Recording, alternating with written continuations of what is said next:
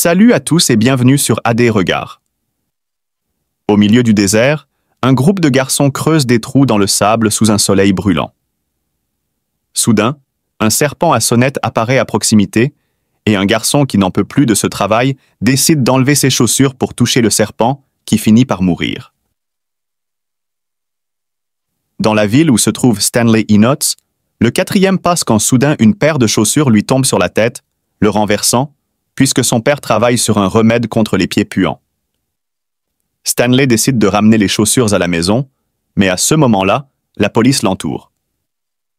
Les chaussures appartiennent à un célèbre joueur de baseball et ont été volées lors d'un événement caritatif, alors maintenant les flics pensent que Stanley l'a fait.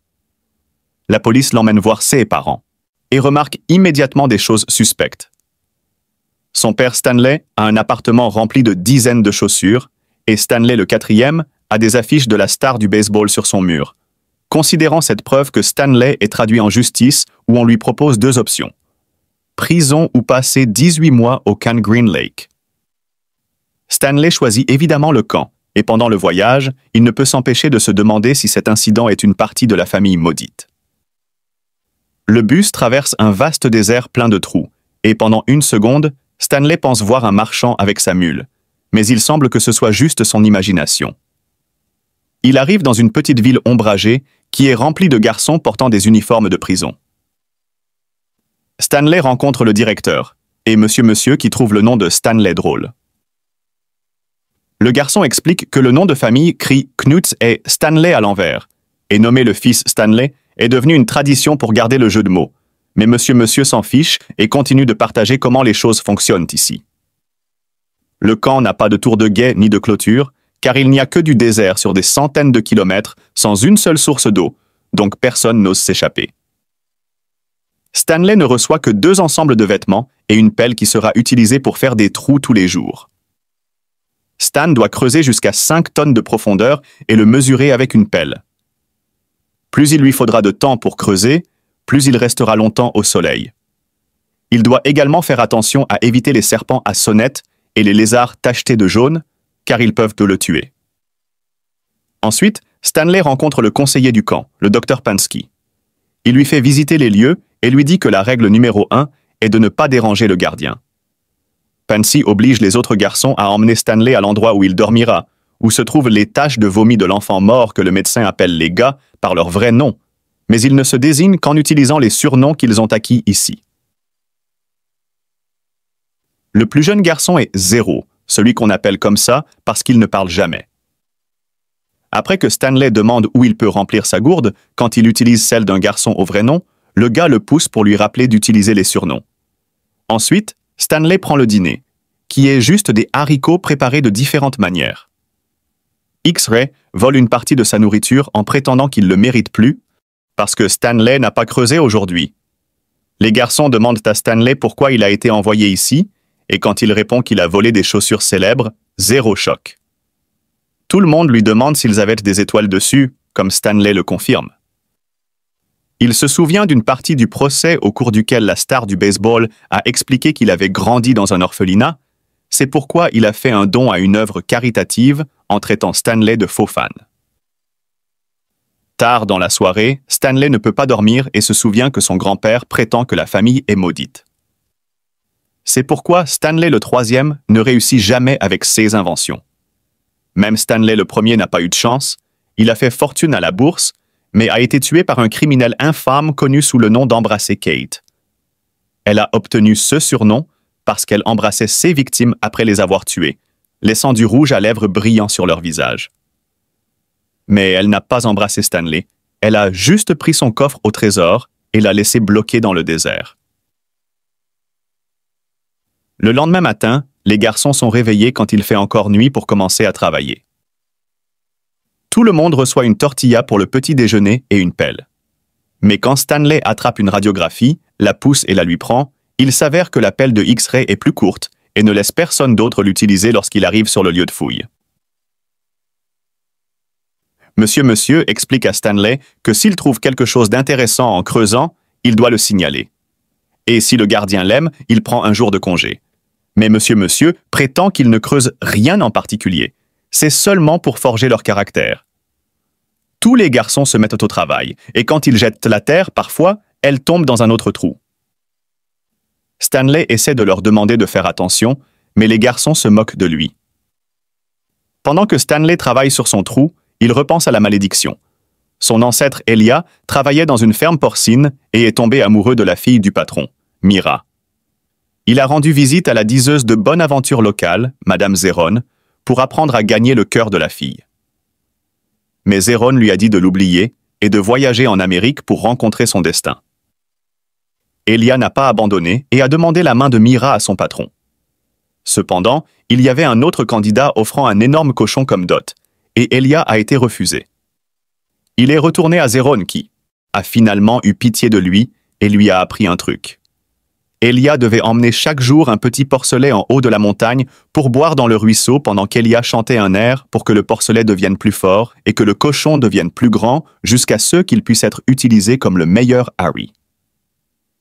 En remettant le cochon, il a dû revenir et porter Zéron jusqu'en haut de la montagne pour qu'elle puisse boire aussi.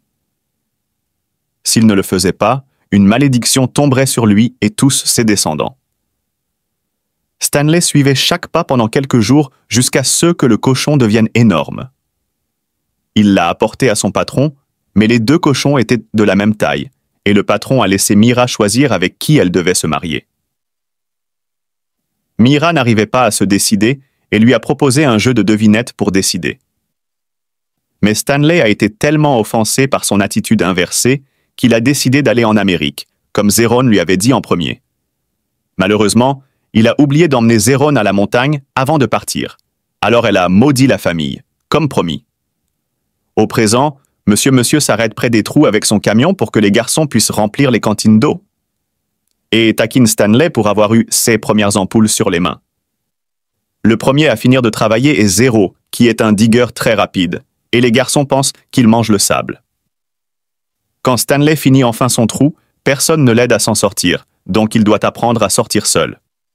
Une fois de retour en ville, il trouve Monsieur pointant une arme sur lui, mais en fait, il tire sur un lézard jaune. Le tir manque, et le lézard saute pour attaquer Stanley, mais Monsieur tire à nouveau, et le petit lézard meurt.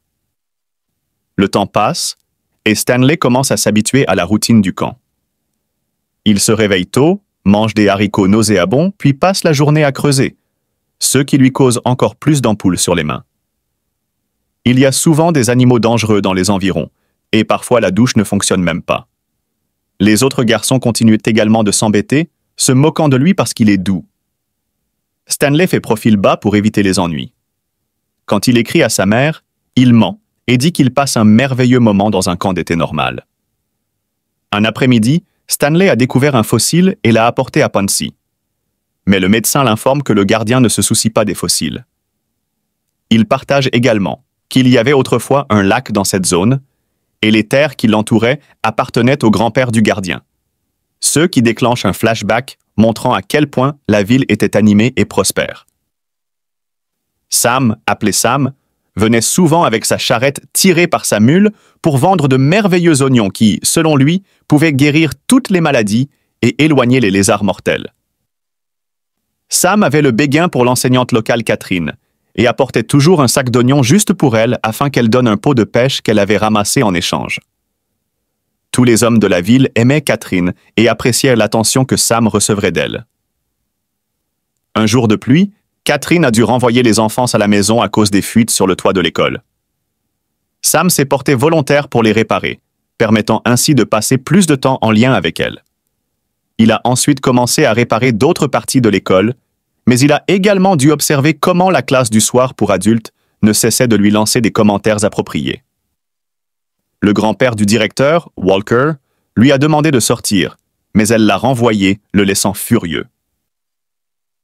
L'école est finalement devenue le plus beau bâtiment de la ville, mais Sam a perdu sa mule. Il a donc pris un bateau à la place un après-midi. Sam et Catherine ont finalement rassemblé assez de courage pour s'embrasser sans savoir qu'ils avaient été vus par Walker, qui a immédiatement répandu la nouvelle dans toute la ville. En quelques heures seulement, les citadins se sont rassemblés et ont incendié l'école en guise de punition. Catherine s'est précipitée pour demander de l'aide au shérif, mais il était ivre et lui a demandé un baiser. Catherine l'a repoussé, mais le shérif s'est moqué d'elle et a appelé Sam en lui rappelant que les relations interraciales sont illégales, et Sam serait exécuté. Horrifiée, Catherine a couru pour avertir Sam, mais il était trop tard. Le citadin lui a tiré dessus alors qu'il était sur son bateau. Quelque temps plus tard, Catherine est revenue et a tiré sur le shérif avant de lui donner le baiser qu'il voulait, puis elle a quitté la ville et est devenue le hors-la-loi connu pour embrasser Kate au présent. Les rayons X s'approchent de Stanley et lui disent que la prochaine fois qu'il trouvera quelque chose, il devrait le lui apporter plus tard en ville. Stanley tombe accidentellement sur l'un de S et Bourreau et se bat presque. Les garçons les calment immédiatement, mais maintenant Stanley a gagné leur respect. Il est surnommé l'homme des cavernes et obtient même une meilleure place dans la conduite d'eau. Quelque temps plus tard, Stanley reçoit une lettre de sa mère lui disant que l'expérience de son père continue d'échouer et que le propriétaire peut les donner un coup de pied. Bientôt, tout le monde remarque que Stanley est prêt et admet qu'il n'a jamais appris. Alors, il demande à Stanley de lui apprendre, mais Stanley refuse, disant qu'il n'est pas un bon professeur et qu'il est trop fatigué. À la fin de la journée, pendant une autre séance de fouilles, Stanley est surpris de découvrir un petit objet avec les initiales KB. Les garçons se demandent si c'est une cartouche de fusil de chasse, mais elle semble trop fine. Les rayons X prennent l'objet en ignorant Stanley essayant de se défendre. Dès que Pansy le voit, il contacte le patron qui vient immédiatement, et les garçons sont choqués de découvrir que le gardien est une belle femme. Elle est très contente de cette découverte. Alors elle dit à X-Ray de prendre un jour de congé et demande aux autres de creuser complètement la zone autour du trou de X-Ray. Cet après-midi-là, les garçons travaillent beaucoup plus que d'habitude, mais ils ne trouvent rien car ce n'est pas le bon endroit. Les jours suivants, les garçons doivent continuer à creuser dans le même tunnel qu'ils ont créé et la seule chose qu'ils trouvent est un petit cadran. Bientôt, le gardien abandonne et les garçons recommencent à creuser des trous individuels. Le lendemain, pendant que Monsieur remplit leur cantine, l'un des garçons vole un sac de graines de tournesol dans le camion après le départ de Monsieur. Les garçons commencent à les partager, mais malheureusement, Monsieur remarque rapidement que le sac a disparu et fait tourner le camion. Les garçons se précipitent pour cacher les graines et elles se renversent accidentellement aux pieds de Stanley. Il fait de son mieux pour les recouvrir de sable. Quand Monsieur revient, il voit toujours les graines. Alors Stanley les couvre pour son ami et dit qu'il l'a fait, choquant tout le monde. Puis Monsieur amène Stanley voir le directeur pour le punir. Dans son bureau, il y a beaucoup d'affiches sur l'embrassement de Kate, et le directeur montre son vernis à ongles spécial qu'elle fabrique avec du venin de serpent à sonnette après avoir rapidement peint ses ongles. Le directeur gifle Monsieur pour avoir interrompu le creusement de Stanley à cause de quelque chose de stupide comme des graines.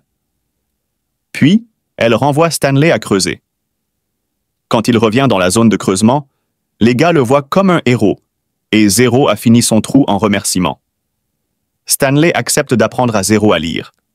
La prochaine fois qu'ils verront Monsieur, il aura 2 horribles cicatrices laissées par les ongles, et il est tellement en colère contre Stanley qu'il ne remplit pas sa gourde car Stanley se souvient de ceux qu'il a vus dans le bureau.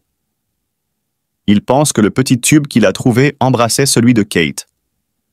Un autre flashback montre que Kate n'a tué que les personnes impliquées dans la mort de Sam et la destruction de l'école. Mais elle a volé beaucoup et, après avoir pris le coffre au trésor de Stanley la première, elle l'a enterré là où se trouvait le lac pendant qu'elle était au repos. Elle a été retrouvée par Walker et sa femme qui avaient désespérément besoin d'argent parce que la ville était en ruine après que le lac ait séché le jour de la mort de Sam. Au lieu de les tuer, Kate a décidé d'une vengeance plus douce.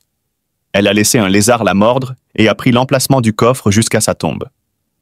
De cette façon, William et tous ses descendants, comme le gardien, creuseraient pour toujours dans un si grand désert jusqu'au présent.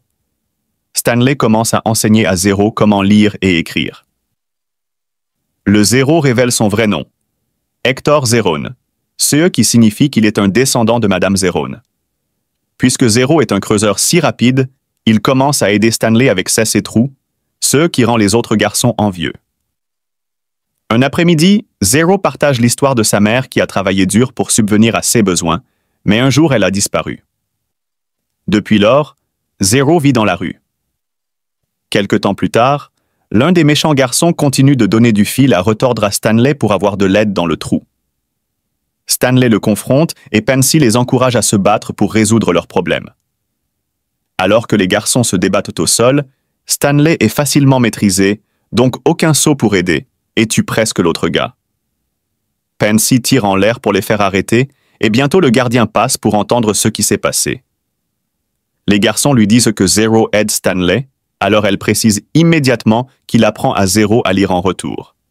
Cependant, le gardien est furieux et Pansy se moque continuellement de Zero en l'appelant stupide. Zero finit par claquer et frapper Pansy avec une pelle avant de s'enfuir dans le désert. Monsieur veut le poursuivre, mais le directeur lui dit de ne pas mettre Zero. Alors il pourrait simplement supprimer ses fichiers et faire comme s'il n'était jamais là.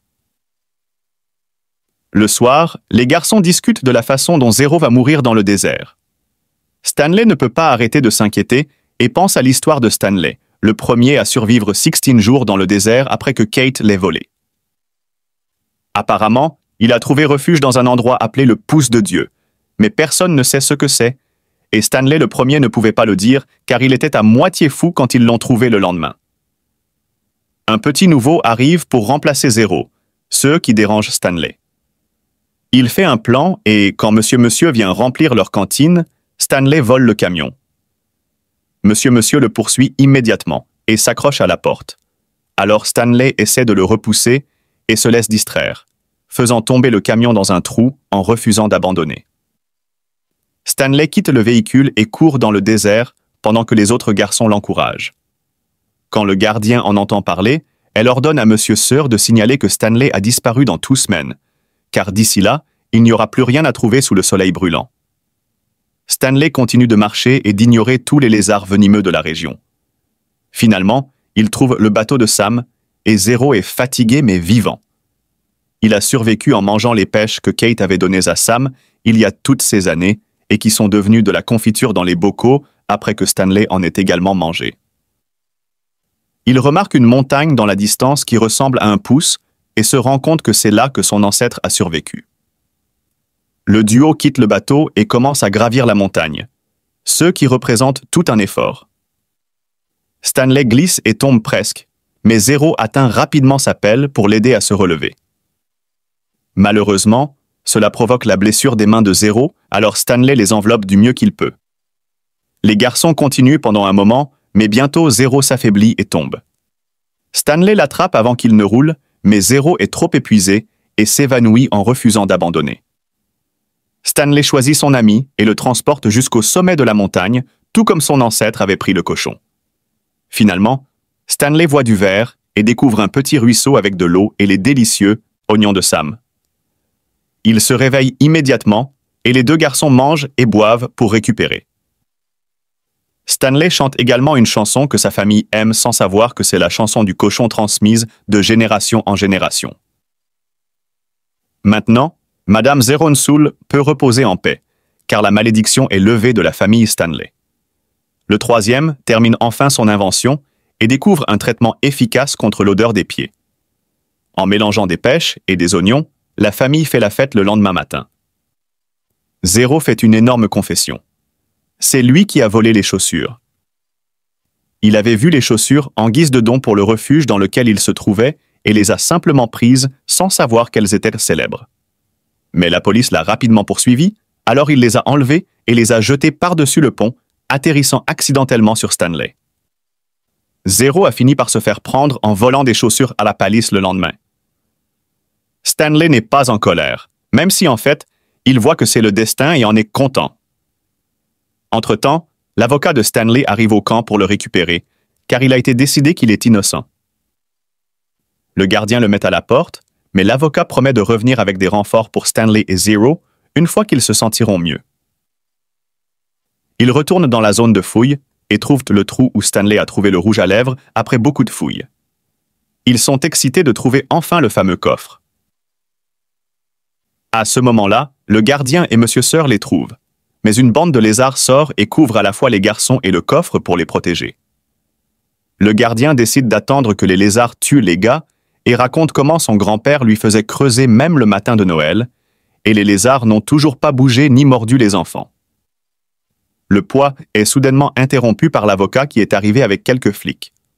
Le directeur invente une histoire sur le garçon volant le coffre de son bureau et s'enfuyant avec, mais Zero prouve leur innocence en pointant le nom de Stanley dessus après leur retour en ville. L'avocat met le coffre dans sa voiture avant d'annoncer leur départ. Cependant, Stanley refuse de partir sans Zero. Donc, l'avocat demande son dossier.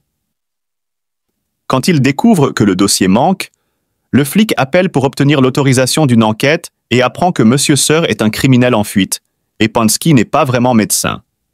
Donc, les hommes et le directeur sont arrêtés à ce moment-là. Il règne pour la première fois depuis des décennies, et les garçons sortent pour fêter ça quelques jours plus tard. Stanley et Zero ouvrent le coffre avec la famille et en trouvent beaucoup de trésors, y compris des actions pour AT&T. Stanley veut partager le trésor avec Zero, et la famille est d'accord. Donc, la première chose que Zero fait avec l'argent est d'embaucher des enquêteurs privés pour retrouver sa mère, ce qui aboutit à des retrouvailles très émouvantes quelque temps plus tard. Le camp est fermé, et les garçons sont envoyés dans de véritables centres de conseil. Les familles de Stanley et de Zero deviennent voisines dans un quartier chic, et leurs amis du camp leur rendent souvent visite. L'invention de Stanley devient un énorme succès, et la célèbre star du baseball travaille maintenant sur ses publicités, prouvant que tout était lié depuis le tout début. Assurez-vous de vous abonner et d'activer les notifications pour pouvoir regarder plus de vidéos comme celle-ci.